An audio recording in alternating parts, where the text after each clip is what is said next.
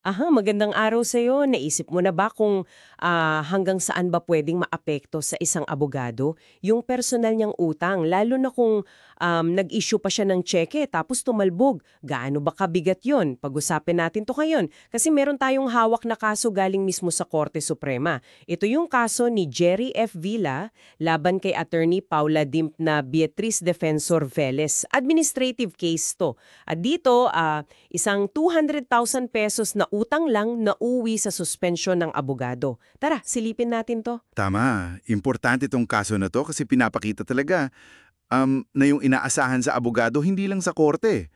Dapat pati sa personal na buhay, sa mga transaksyon niya. Nandun pa rin yung integridad. Okay, sige. Simulan natin doon sa nagreklamo, si Jerry Villa. Nagpahiram siya 200,000 kay Attorney Velez.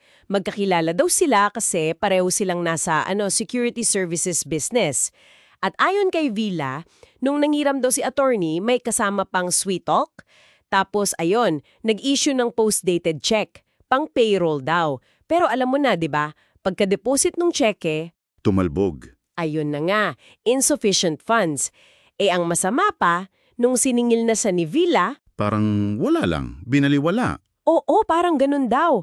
Kaya yon, napilitan na si Villa, nagsampa ng reklamo sa IBP, sa Integrated Bar of the Philippines. At dito medyo lumalala yung sitwasyon eh. Kasi kahit ilang beses daw pinadalahan ng notice ng utos ng IBP Commission on Bar Discipline, yung CBD, para sumagot, para umattend ng hearing. Walang response. Wala raw. Hindi raw siya nagpakita, hindi rin sumagot. Talagang, kumbaga, binaliwala niya yung proseso ng IBP. Naku, gabi naman yan. Di ba bilang abogado, dapat siya pa nga yung... Siyempre, dapat nangunguna sa paggalang sa proseso. Oo nga. So anong naging hatol ng IBP-CBD dyan? Well, nakita nila na malinaw yung paglabag ni Ate Defensor Velez. Una, sa Rule 101, Canon 1 ng Code of Professional Responsibility. Ito yung nagsasabing bawal sa abogado yung unlawful, dishonest, immoral, or deceitful conduct. So, yung hindi niya pagbabayad ng utang at pag-i-issue nung tumalbog na tseke. Na violation din ng bouncing checks law, no? Yung BP22. Exactly. Violation din yun ng BP22. Itinuring to ng IBP na gross misconduct. Mali talagang gawain. Tapos, pangalawa, yung mismong pagbaliwala niya sa mga utos ng IBP. Isa rin daw yung paglabag. Dito na pumapasok yung Canon 11 ng CPR, yung tungkol sa pagpapakita ng respeto sa korte at sa mga quasi-judicial bodies tulad ng IBP. Okay, so ano yung rekomendasyon nila? Nirecommend ng IBP Board of Governors na masususpende siya 1 taon. 1 taon. Sinang-ayunan ba to ng Korte Suprema? Ano yung final decision? Oo, sinang-ayunan ng Korte Suprema yung findings, pati yung 1 taong suspension. Pero meron pang dagdag. Mas idiniin pa ng Korte Suprema na yung ginawa ni Attorney Velez, yung di pagbayad, yung pag-issue ng talbog na tseke, nagpapakita ng moral unfitness. Moral unfitness. Ano exactly yung ibig sabihin yan? Kumbaga, yung mga personal na kilos niya, nagpapakita na parang di na siya karapat-dapat dun sa privilegyo na maging abogado. Kasi nasisira yung tiwala ng publiko sa buong legal profession dahil sa mga ganyang gawain. Kaya nga, bukod dun sa 1 taong suspensyon, pinagmulta pa siya ng Korte Suprema, 10,000 pesos. May multa pa. Para saan yon? Para dun sa pagbaliwala niya sa proseso ng IBP. Ang tawag ng korte, brazen disregard.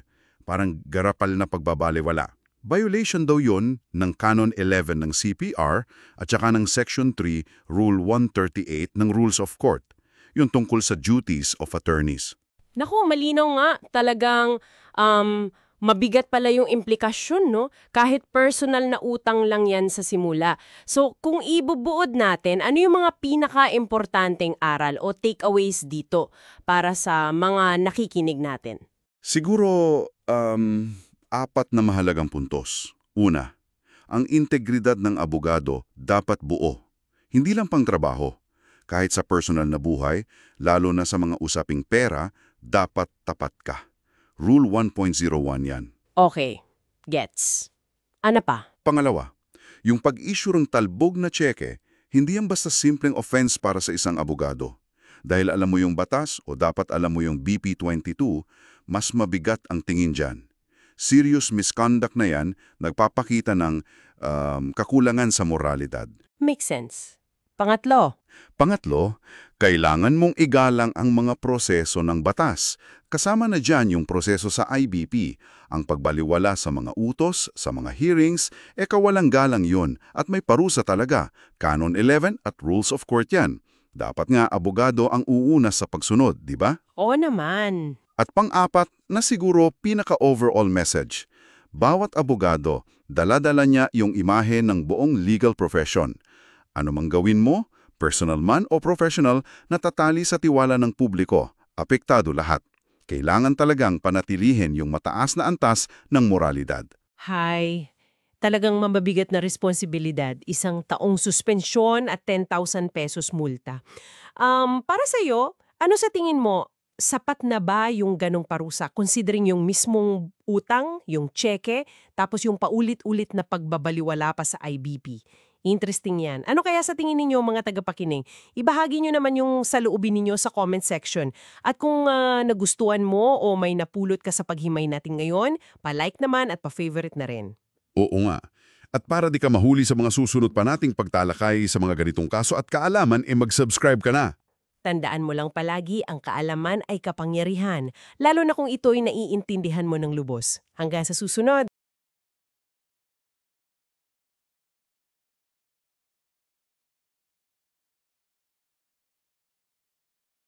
Um, Paano nga ba natin tinitimbang yung pananagutan ng isang mataas na opisyal?